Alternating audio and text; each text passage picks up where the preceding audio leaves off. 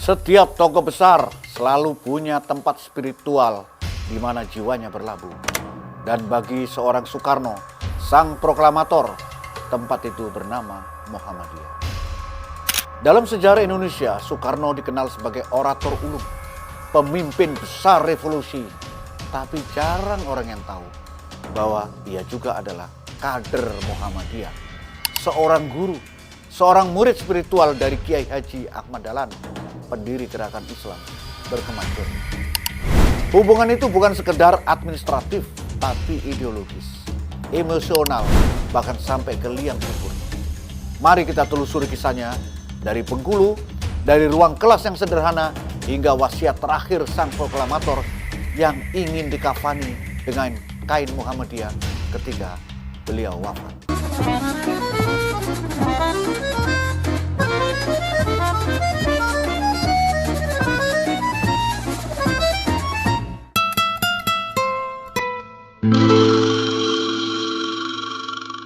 Assalamualaikum warahmatullahi wabarakatuh.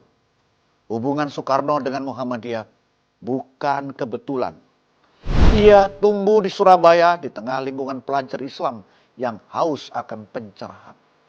Pada usia belasan tahun, Bung Karno, demikian ia dipanggil, mendengar nama Kiai Haji Ahmad Dahlan, ulama yang mengajarkan Islam dengan semangat kemajuan.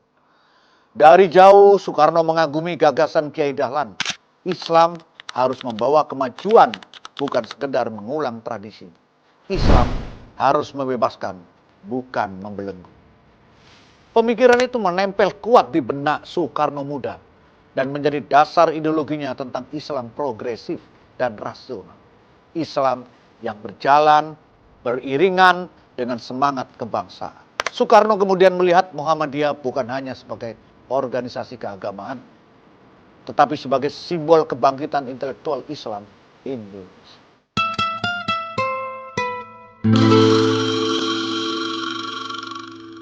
Smart people, pada tahun 1938, Soekarno diasingkan ke Bengkulu oleh pemerintah kolonial Belanda.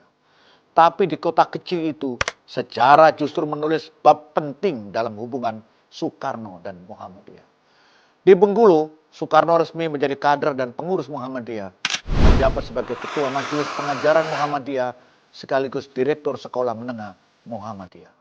Setiap pagi ia mengajar, mengenakan sarung, peci hitam, dan berbicara tentang cinta tanah air, tentang Islam yang mencerahkan. Di antara muridnya ada seorang gadis muda bernama Fatmawati, kader Aisyah yang kelak menjadi istrinya dan ibu negara yang pertama Republik Indonesia. Dari ruang kelas Muhammadiyah Bengkulu itulah cinta Soekarno tumbuh pada Islam berkemajuan dan pada seorang perempuan yang kelak menenun merah putih untuk dikibarkan pada proklamasi kemerdekaan 17 Agustus 1945.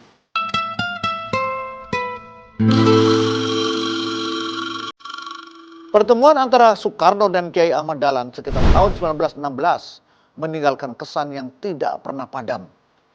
Kiai Dahlan mengajarkan agama bukan hanya urusan surga, tapi juga tanggung jawab terhadap masyarakat, terhadap bangsa. Dari Kiai Dahlan, Soekarno belajar makna tauhid sosial, bahwa keimanan harus menumbuhkan keberanian melawan ketidakadilan. Itulah yang kemudian menjelma dalam gagasan konsep sosialisme ala Indonesia, di mana Soekarno berusaha memadukan nilai Islam, nasionalisme, dan keadilan sosial. Dalam banyak pidato, Soekarno sering menyebut Islam bukan hanya candu. Islam adalah tenaga pendorong revolusi. Kalimat yang terasa sekali jejak pemikiran Ahmad Dahlan di dalam. Bahkan pada Muktamar Muhammadiyah 1962, Soekarno berkata dengan penuh hati, saya cinta kepada Muhammadiyah karena di dalam Muhammadiyah saya melihat Islam yang berpikir, Islam yang bekerja, dan Islam yang membangun.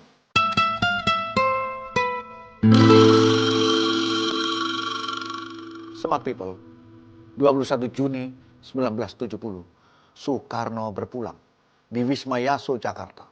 Namun jauh sebelum itu, ia sudah berwasiat agar ketika meninggal dunia, dirinya dikafani dengan kain berlambang Muhammadiyah.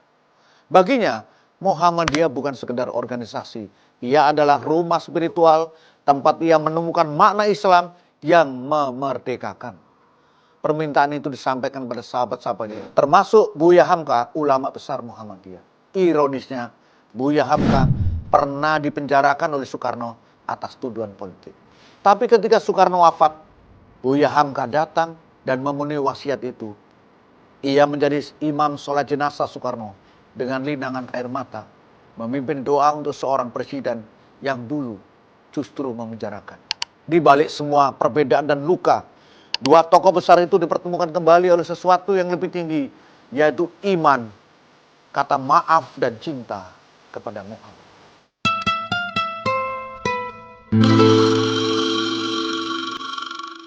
Sejarah sering mencatat perang, kekuasaan, dan ambisi, tapi jarang mencatat cinta spiritual seperti ini.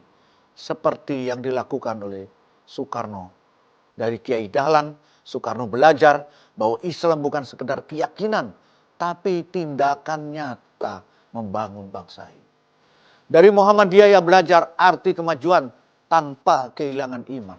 Dari kain kafan Muhammadiyah yang membungkus jasadnya, kita belajar bahwa ideologi sejati tidak berhenti pada kata-kata, melainkan ia hidup bahkan setelah ajal menjemputnya. Inilah kisah Soekarno dan Muhammadiyah. Kisah tentang iman yang berpikir, cinta yang berjuang, dan warisan yang aman.